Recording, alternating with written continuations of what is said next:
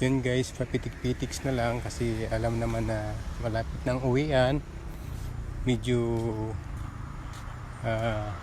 angat muna ng konti ang cellphone at magsisilphone muna at kukuha na muna natin sila bago tayo umuwi kasi sila yung night shift, so tayo ang uuwi. So ayun guys, medyo antok na ako, gusto ko nang tumayo, gusto ko nang mag-out. Talagang bibitaw na yung mata ko kasi napagod din. Yan, nagpapahuli talaga ako ng pila guys kasi ayaw kong medyo mahaba. Kasi pag maaga pa, mahaba dyan ang pila. Sobrang init din pati. So ayan, andun na sila. Iniwan na nila ako. Ang bilis lumakad kasi uwing-uwi na rin kasi napagod dati na rin ata sila.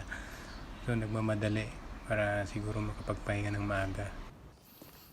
Ayan, naglalakad na po uwi. Ako na lang mag-isa. Nandun na yung bus.